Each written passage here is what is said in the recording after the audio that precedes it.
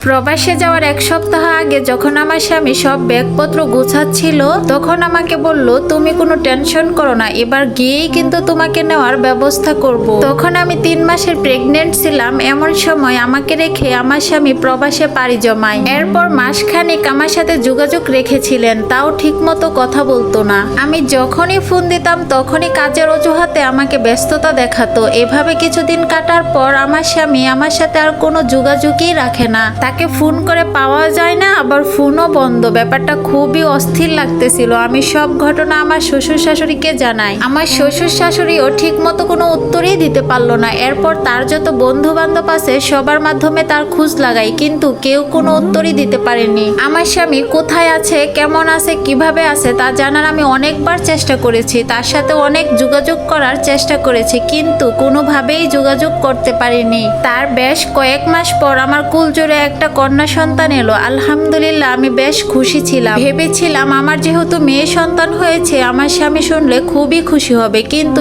এর মাঝে মেয়ের নামও রাখা হয়ে গেল। আমার স্বামীর কোনো খোঁজই পেলাম না। এর কয়েকদিন পর তার ফোনে কল দিতেই দেখলাম ফোনের রিংটা বেজে উঠলো। কয়েকবার ফোন বাজার পরও আমার স্বামী কলটা ধরলো না।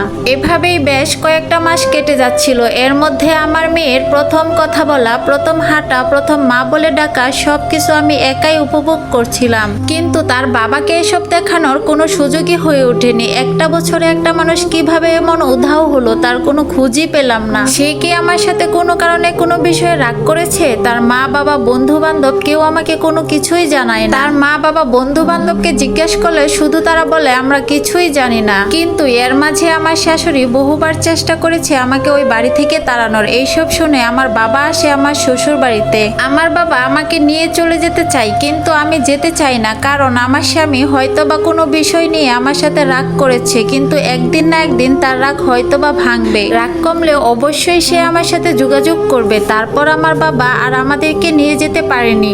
আমার বাবা যাওয়ার সময় তাদেরকে বলে যায় যে তার মেয়ে আর তার নাতনির সমস্ত খরচ সে দেবে, আপনাদের কোনো টাকা খরচ করার দরকার নাই। এভাবে বাবার কাছ থেকে টাকা নিয়ে চলতাম। মেয়েটা দেখতে দেখতে অনেক বড় হয়ে গেল, সে এখন স্কুলে পড়ে। এভাবেই দেখতে দেখতে 10টা বছর কেটে গেল। আর এই 10 বছরে যে কত কিছু হয়েছে, কত কষ্ট পেয়েছি, কত চোখে জল ফেলেছি, তা এখন শুধু গল্প মাত্র। হঠাৎ একদিন জানতে পারলাম আমার স্বামী দেশে ফিরবে। এই কথা জানার পর যে আমি এত খুশি হয়েছিলাম, তার প্রতি আমার এক আকাশ পরিমাণ অভিমান ছিল, ঘৃণা ছিল, কিন্তু তার আসার আনন্দেতে আমি সবকিছুই যেন ভুলে গেলাম। তার আসার খবরে আমার চোখ দিয়ে 2 ফোঁটা পানি পড়ছে। এটা হয়তো বা আনন্দের কান্না, কিন্তু এই আনন্দটা বেশিক্ষণ কপালে ছিল না। আমার স্বামী দেশে আসার পর জানতে পারি সে দ্বিতীয় বিয়ে করেছেন এবং দ্বিতীয় স্ত্রীকে নিয়ে সে প্রবাসে পাড়ি জমিয়েছেন। সেখানে স্ত্রী, সন্তান সবকিছুই আছে। এই কথাটা শোনার পর আমার মাথায় আকাশ ভেঙে পড়লো। আমি শুধু আমার মেয়েটার দিকে তাকিয়েছিলাম। কি জবাব দেব আমি আমার মেয়েকে কিভাবে বলবো তার বাবা যে এরকম? প্রবাসে যাওয়ার সময় আমার স্বামী আমার কাছ থেকে একটা সিগনেচার নিয়েছিলেন যাতে আমাকে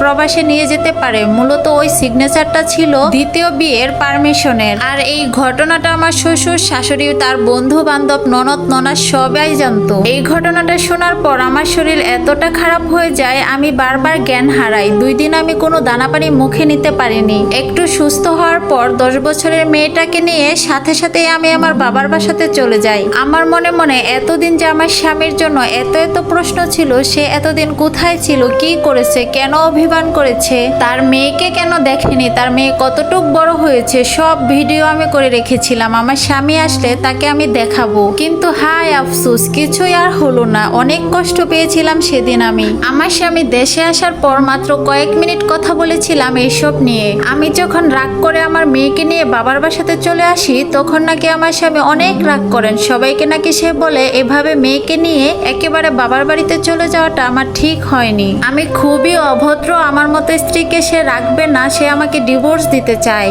আমারও কোনো আক্ষেপ ছিল না, কিন্তু সে বাবা নামের কলঙ্ক একটা। বাবা হয়েও মেয়ের সাথে একটাবারের জন্য দেখা করেনি। এরপর কেটে গেল 17-18টা বছর। আমার মেয়েও বড় হয়েছে, আমার মেয়েকেও বিয়ে দিয়েছি। আমার মেয়ের কুল জুড়ে একটা পুত্র সন্তান হয়। আর সেই সংবাদ শুনে আমার স্বামী এত বছর পরে তার মেয়েকে দেখতে আসে।